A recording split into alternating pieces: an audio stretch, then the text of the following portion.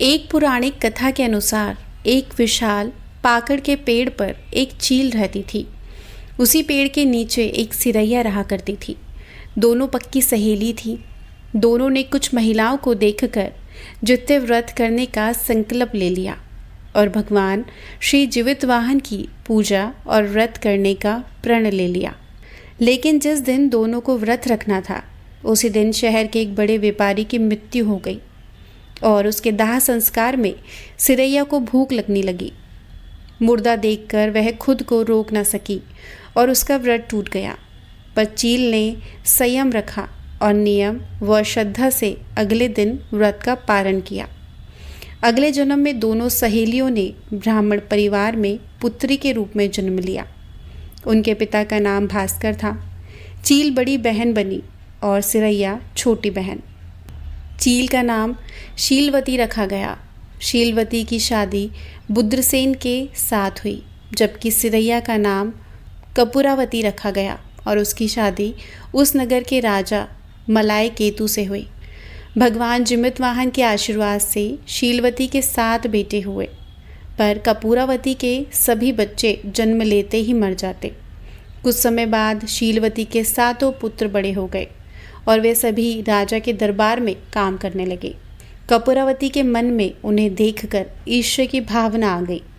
उसने राजा से कहकर सभी बेटों के सर कटा दिए और उनके सर 7 बर्तन मंगवाकर उनमें रख दिया और लाल कपड़े से ढककर शीलवती के पास भिजवा दिया।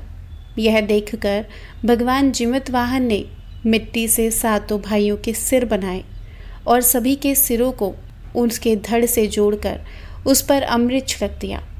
इससे उनमें जान आ गई। 7 युवक जिंदा हो गए और घर लौट आए। जो कटे सिर रानी ने भेजे थे वे फल बन गए। दूसरी ओर रानी कपूरावती बुद्रसेन के घर से सूचना पाने के लिए व्याकुल थी। जब काफ़ी देर सूचना नहीं आई तो कपूरावती स्वयं बड़ी बहन के घर चली गई। वहाँ सबको जिंदा देखकर वह सन्न रह गई। जब उसे होश आया उसने बहन को सारी बात बताई। अब उसे अपनी गलती का पछतावा हो रहा था। भगवान जीवितवाहन की कृपा से शीलवती को पूर्व जन्म की बातें याद आ गई। वह कपूरावती को लेकर उसी पेड़ के नीचे गई और उसे सारी बातें बताई। कपूरावती बेहोश हो गई और उसके वहीं प्राण निकल गए। जब राजा को इसकी खबर मिली तो उसने उसी जगह पर जाकर पाकड़ के पेड़ के नीचे कपूरावती का दाह संस्कार कर दिया। अब सुनिए दूसरी पुराणिक कथा। जित्य व्रत की कथा महाभारत काल की घटना से जुड़ी है। कथाओं के अनुसार महाभारत युद्ध में अपने पिता गुरु द्रोणाचार्य की मृत्यु का बदला लेने की भावना से अश्वत्थामा पांडवों के शिविर में घुस गया। शिविर के अंदर 5 लोगों को सोया देख अश्वत्थामा ने उन्हें पांडवों को समझकर मार दिया, परंतु वे द्रौपदी की 5 संतानें थीं जो कि मारी गई। उसके उपरांत अर्जुन ने अश्वत्थामा को बंदी बनाकर उसकी दिव्य मणि उसके माथे से निकाल ली। अश्वत्थामा ने फिर से बदला लेने के लिए अभिमन्यु की पत्नी उत्तरा के गर्भ में पल रहे बच्चे को मारने का प्रयास किया और उसने ब्रह्मशस्त्र से उत्तरा के गर्भ को नष्ट कर दिया।